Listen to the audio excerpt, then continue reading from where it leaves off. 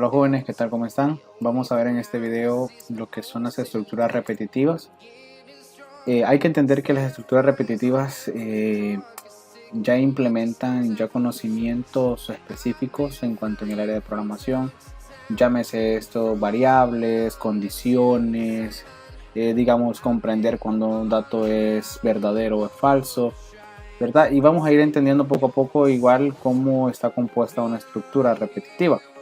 Pero sí es importante saber de que para comprender de una mejor manera este tema debemos de tener conocimiento sobre temas anteriores como por ejemplo estructuras selectivas, donde tenemos la utilización if, de un switch, ¿verdad? Ya que eso nos ayuda a entender de mejor manera lo que son las estructuras repetitivas.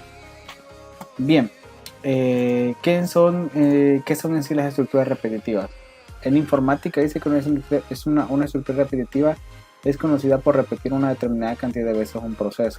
Si nosotros vemos acá en el diagrama, vemos de que hay un loop. Loop se llama al hecho de que un fragmento de código o un bloque de código se esté repitiendo a cada rato.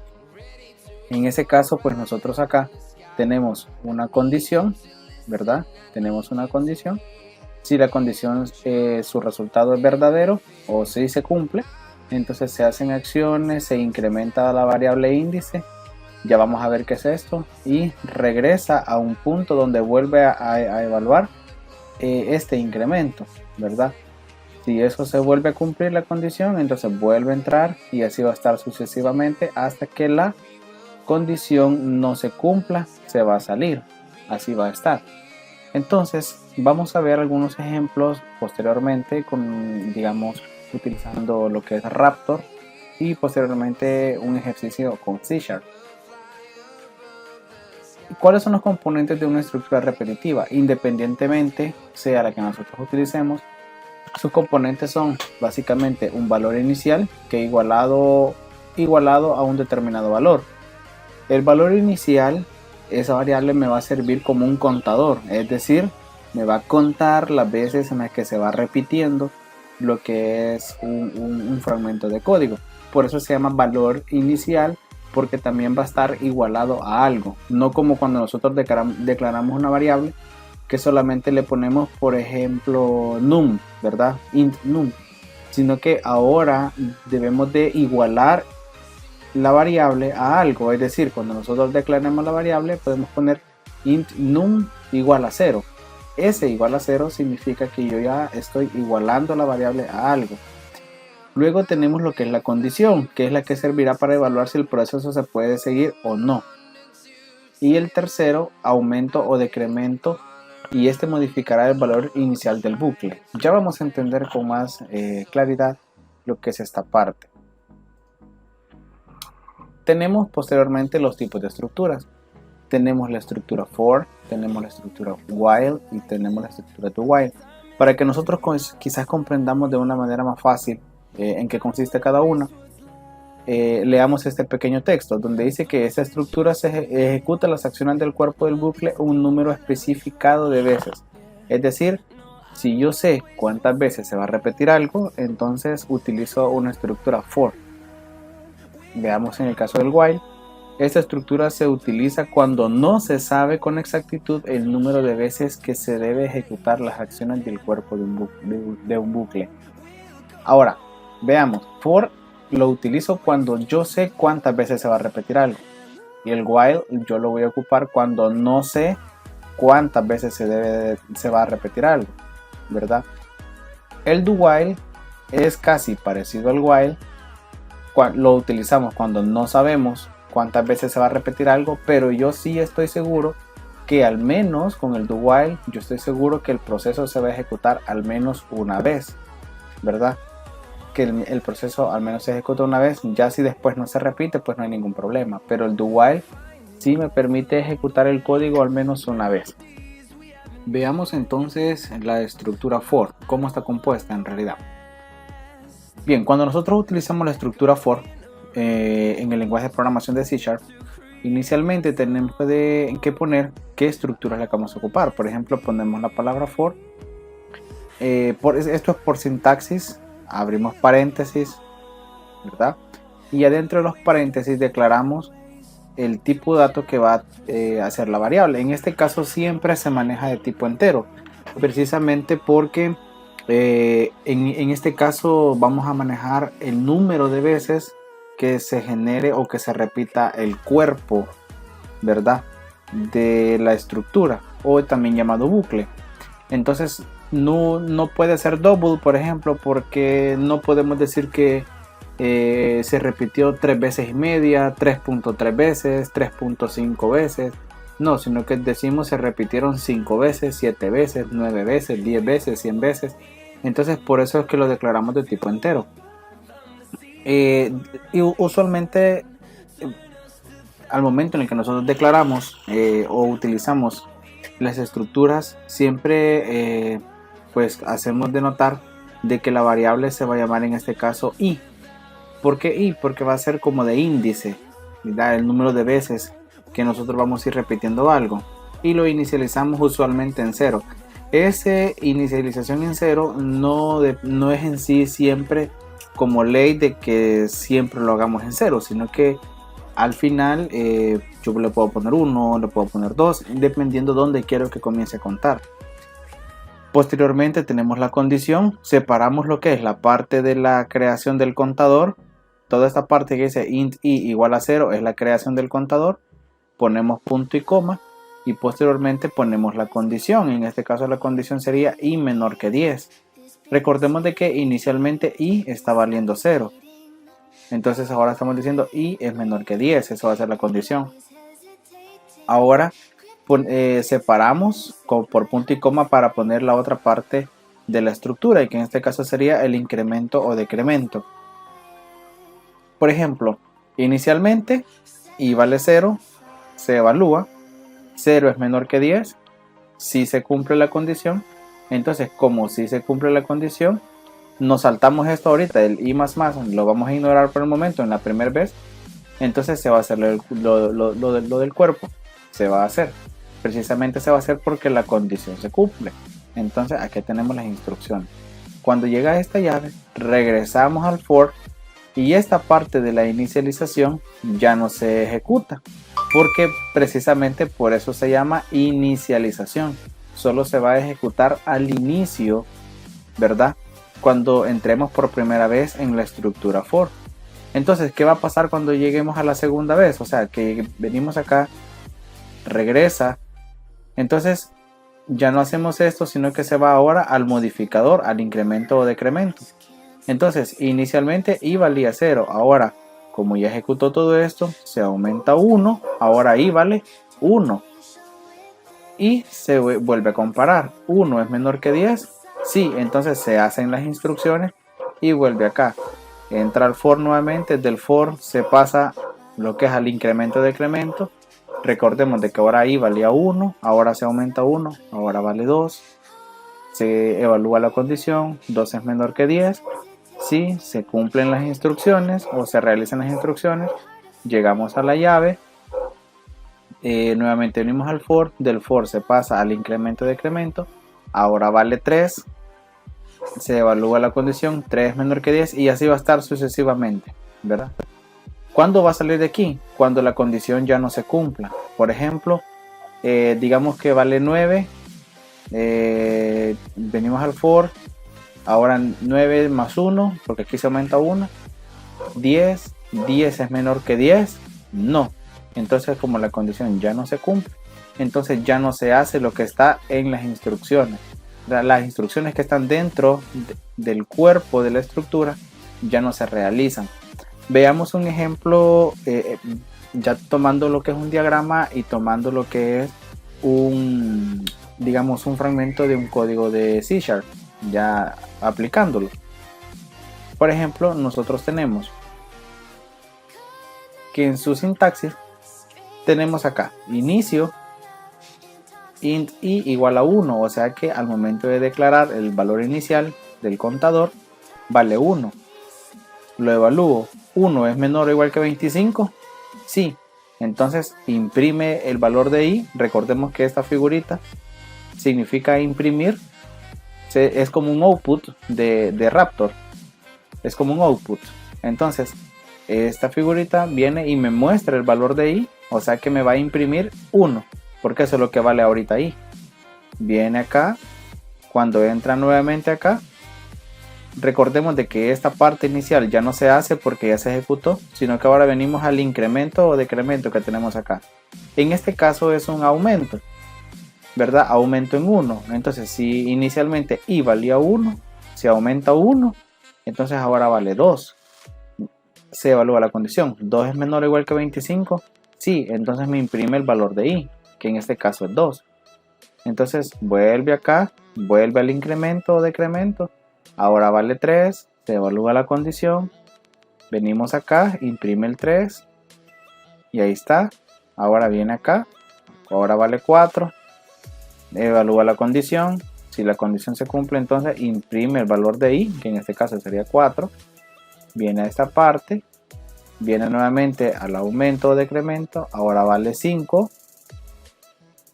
Lo compara. 5 es menor o igual que 25. Sí.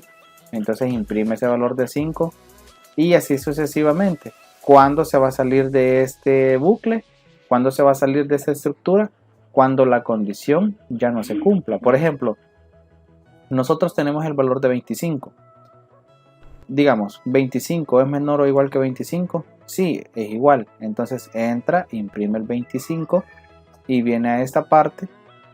Volvemos a sumar 1 y ahora vale 26. 26 es menor o igual que 25. No.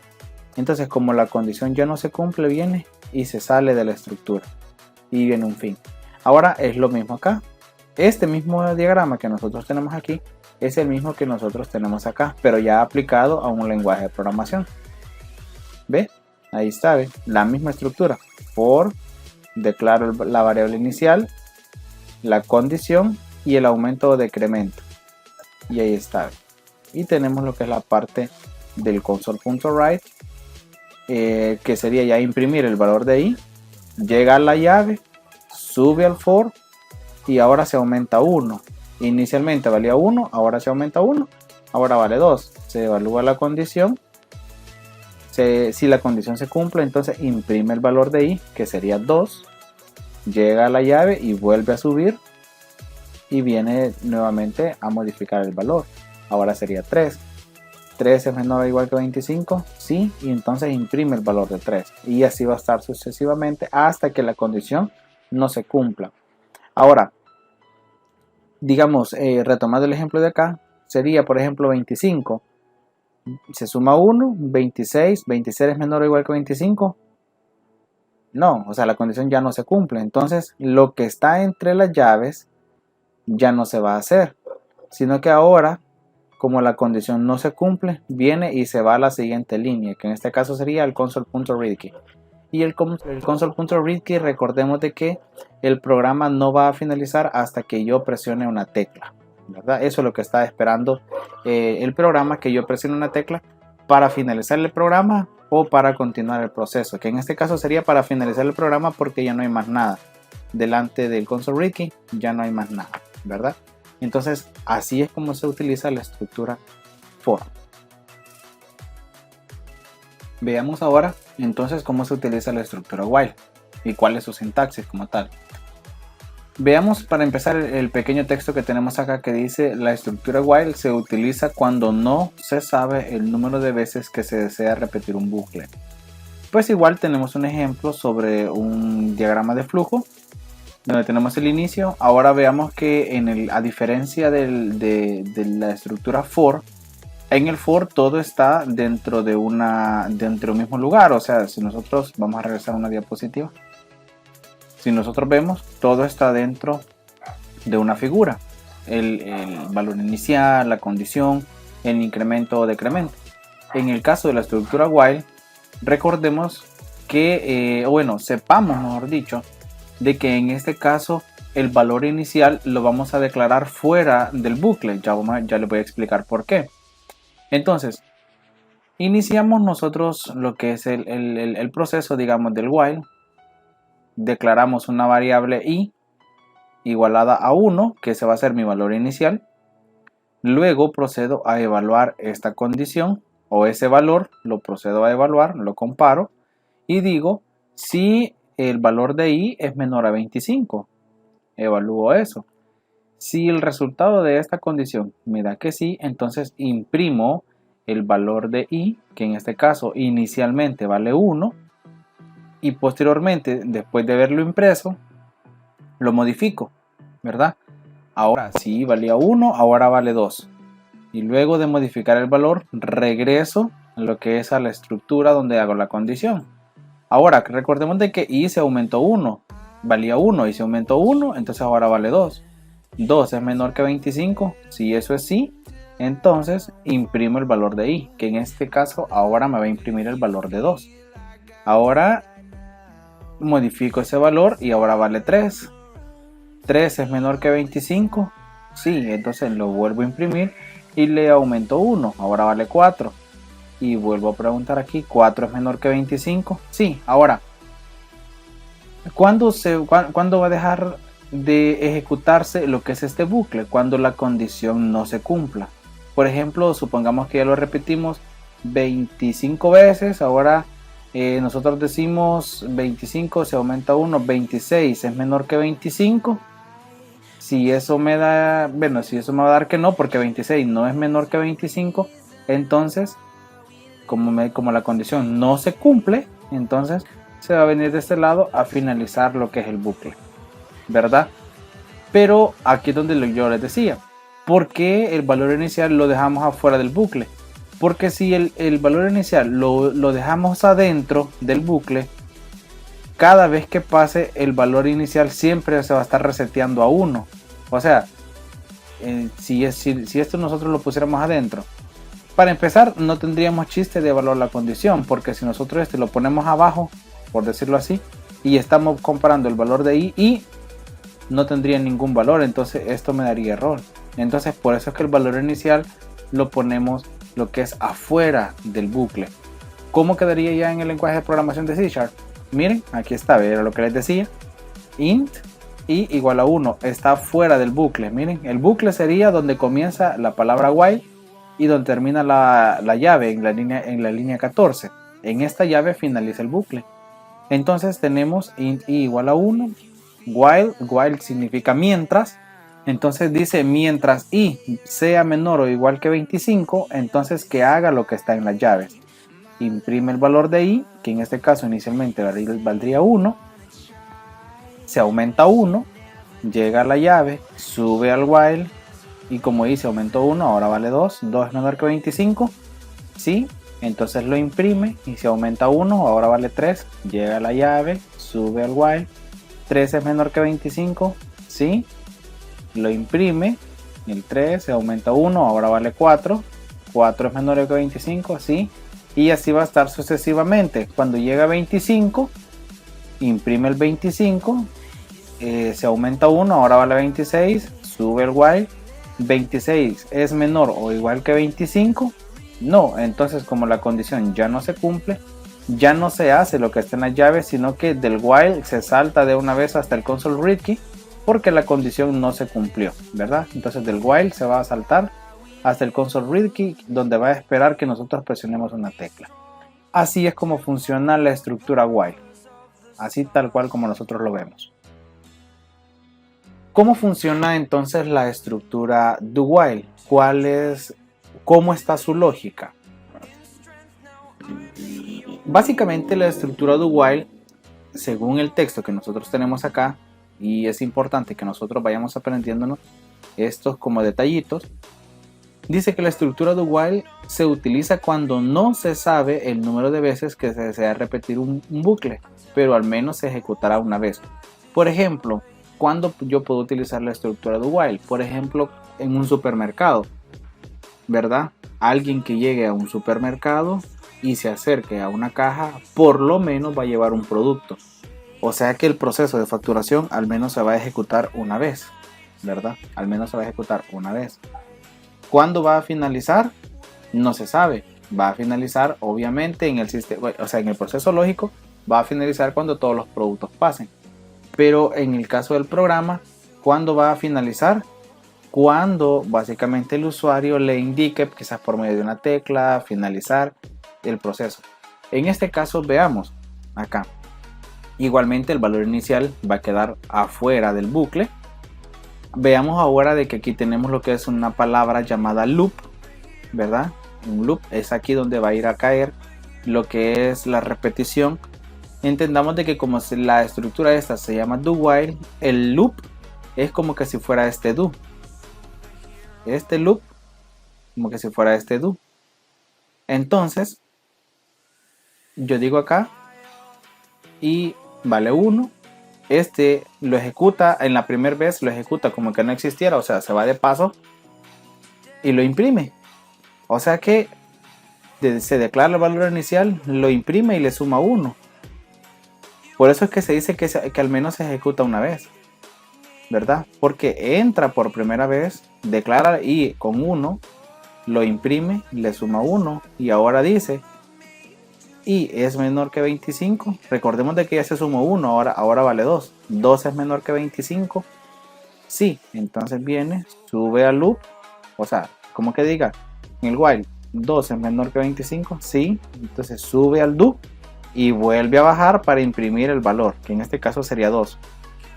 Se suma 1 y vuelve a preguntar que ahora vale 3. 3 es menor que 25, sí, entonces sube al do y vuelve a imprimirlo y le vuelve a sumar 1, ¿verdad? Y así va a estar sucesivamente, ¿verdad? Evalúa, lo imprime, suma y cuando ha sumado evalúa y si la condición se cumple imprime y suma, vuelve a evaluar, si la condición se cumple entonces imprime, suma. Supongamos de que ya digamos llegamos al número 26, por ejemplo. 26 es menor que 25, o se cumple la condición.